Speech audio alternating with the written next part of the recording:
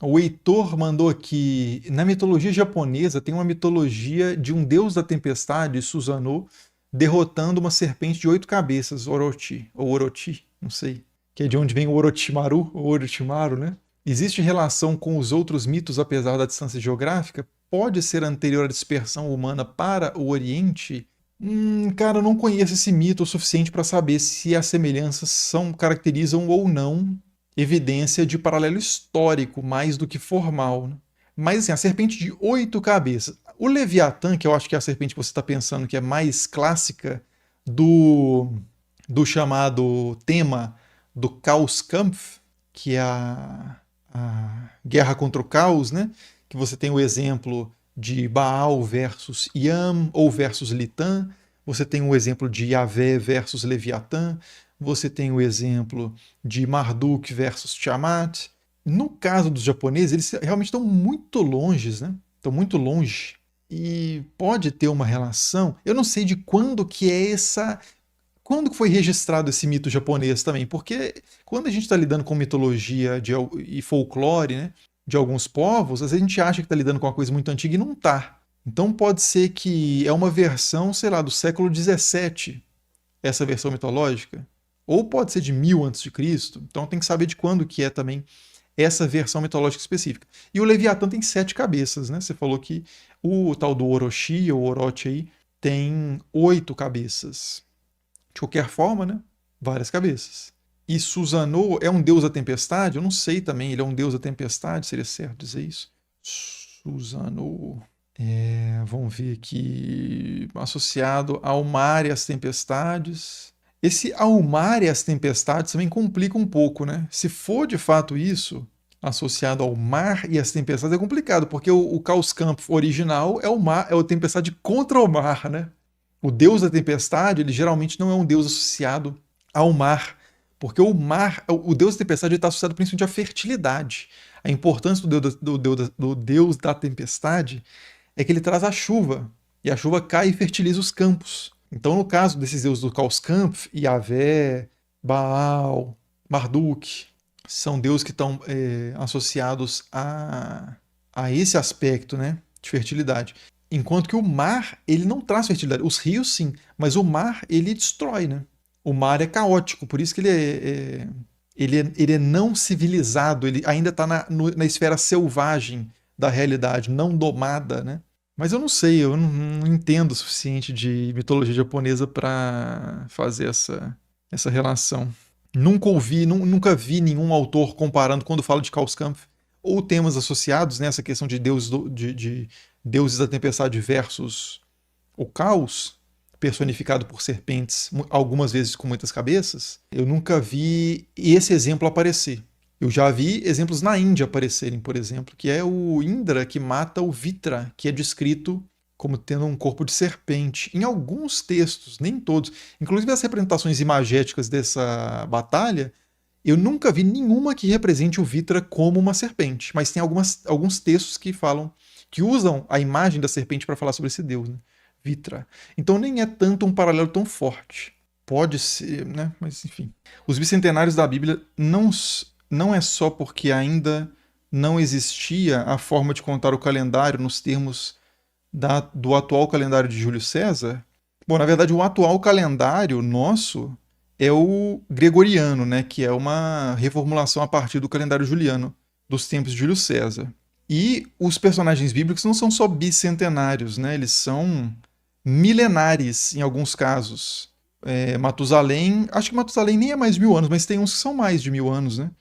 Não, Matusalém acho que é mais de 1000. Deixa eu ver aqui. Matusalém teria vivido ali, segundo o texto. Não, 969. 969. Deixa eu ver se tem algum que viveu mais de 1000.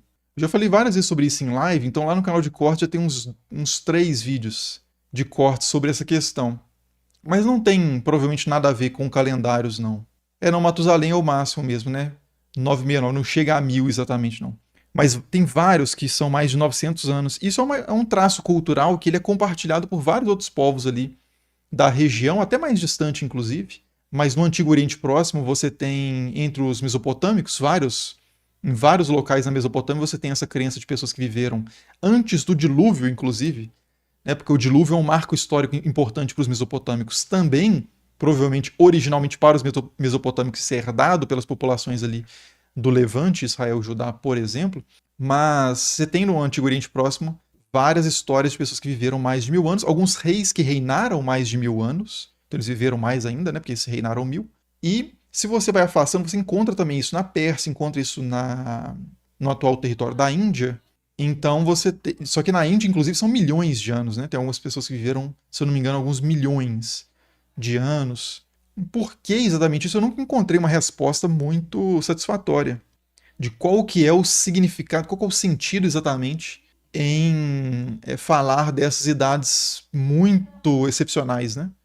Que no período não seriam excepcionais. Você pega na Grécia também, você tem o mito da Era de Ouro, do Hesíodo, e muito do que o Hesíodo fala, inclusive, isso da Era de Ouro está no Trabalhos e Dias, que ele fala das diferentes eras da humanidade. O Hesíodo ele é muito inspirado pelas populações semíticas do Noroeste. Então muitas coisas de Antigo Oriente Próximo são apropriadas pelos gregos nesse período, né?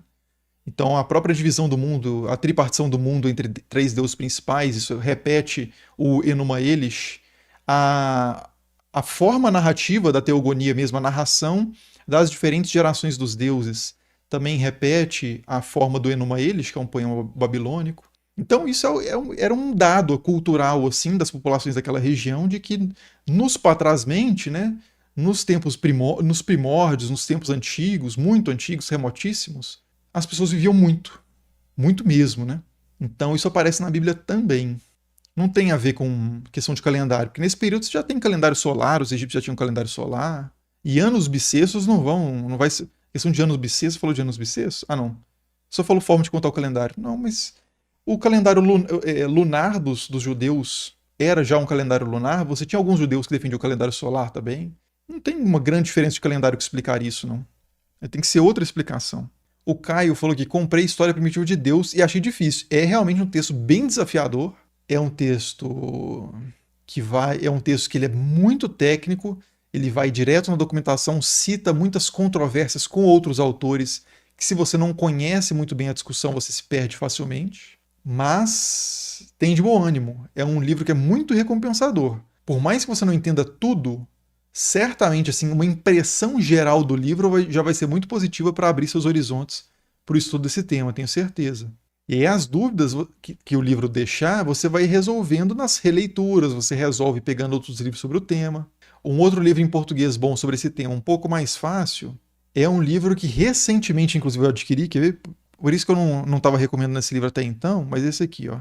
Esse livro é um livro bem introdutório, bem mais tranquilo de ler que o livro A História Primitiva de Deus, que é A Bíblia, a Arqueologia e a História de Israel e Judá, do José Ademar Kiefer, acho que é assim que é a pronúncia do nome dele, que ele tem 100 páginas, escrito como um livro introdutório mesmo, e ele vai te dar um panorama bom ali sobre o contexto geral do antigo Judá e Israel, que já vai ajudar bastante a entender questões presentes ali no História Primitiva de Deus. Os outros livros que eu conheço que são muito bons sobre essa questão de a complexidade religiosa, cultica, mitológica daquela região, que eu poderia recomendar, são livros em inglês. E são um pouco técnicos também. Que seria o Deus Yahvé e os deuses e deusas da antiga Canaã, que é do John Day, só que só tem em inglês. O Deus tem uma esposa, interrogação, do William Dever, ou então o Israel além dos textos, alguma coisa desse sentido. Ou a Bíblia além dos textos, do William Dever também, não tem em português. Aí fica difícil. Mas fica o apelo aí, né? Mandem e-mail aí para essas editoras tipo Paulus, Vozes, publicam muitos textos com esse teor, para elas começarem a traduzir esses livros aí, né? Não tem nenhum, que eu conheço, não tem nenhum livro do William Dever traduzido para o português, é um absurdo. O cara é fantástico, muito respeitado, tá totalmente dentro do circuito ali dessas discussões, né?